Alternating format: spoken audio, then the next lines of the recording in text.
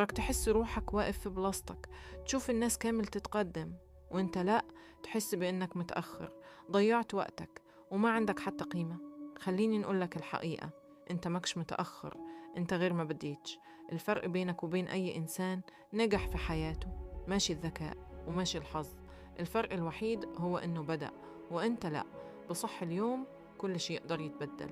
أول خطوة القرار، ما تقولش غدوة ولا الأسبوع الجاي، اليوم في هذه اللحظة بالذات قرر. قولها بينك وبين روحك، أنا رح نبدل حياتي. ثاني خطوة، ما تحاولش تدير كلش.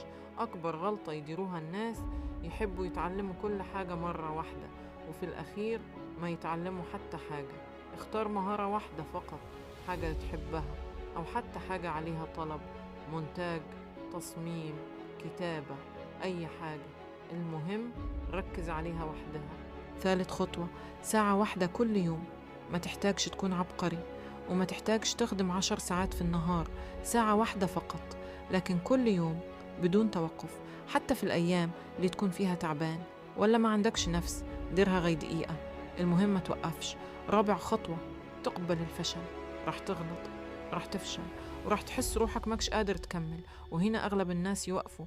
بصح إذا كملت هنا تبدأ تربح. الفشل ماشي عدوك، الفشل هو الطريق.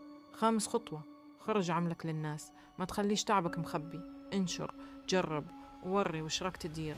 في البداية يمكن ما يشوفك حتى واحد، أو يمكن يضحكوا عليك، بصح صدقني الناس نفسهم اللي يضحكوا عليك غدوة راح يكونوا أول ناس يصفقولك.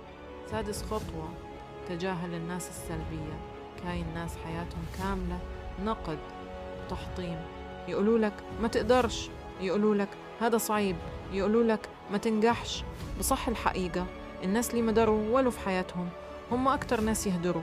ركز على روحك وخلي النتائج تهدر عليك، ومع الوقت راح تبدأ تشوف التغيير، ماشي في نهار ولا في أسبوع، بصح بعد شهور راح تبلي إنسان آخر. عقليتك تتبدل، ثقتك تكبر، وطريقتك في التفكير تولي مختلفة.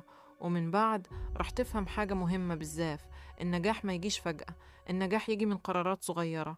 كل يوم كل يوم تختار تكمل رغم التعب، كل يوم تختار ما تستسلمش رغم الفشل. وهذا هو الفرق الحقيقي. في الأخير إذا حاب تبدل حياتك، ابدأ اليوم، ابدأ صغير، بصح ابدأ، وخلي الأيام تثبت. بل الإنسان اللي كان والو يقدر يولي كلش.